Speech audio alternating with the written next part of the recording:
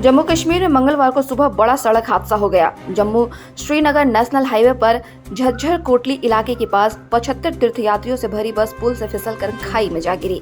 इस हादसे में 10 तीर्थयात्रियों की मौत हो गई, जबकि 20 लोग घायल हो गए। घायलों को जम्मू में सरकारी मेडिकल कॉलेज अस्पताल में भर्ती कराया गया है। बस अमृतसर से यात्रियों को लेकर वैष्णो देवी दर्शन कराने के लिए कटरा जा रही थी। बस में सवार यात्री बिहार के रहने वाले थे। हादसे की सूचना मिलने के बाद सीआरपीएफ और पुलिस प्रशासन की टीम मौके पर पहुंची और रेस्क्यू ऑपरेशन शुरू कर दिया है। कुछ यात्रियों के बस के नीचे भी दबे होने की आशंका है।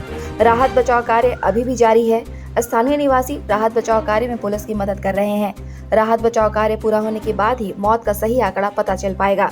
जम्मू के वरिष्ठ पुलिस अधीक्षक चंदन कोहली ने बताया कि बस अमृतसर से यात्रियों को लेकर कटरा वैष्णो देवी जा रही थी, तभी झज्जर कोटली इलाके में बस पुल से फिसलकर खाई में जा गिरी।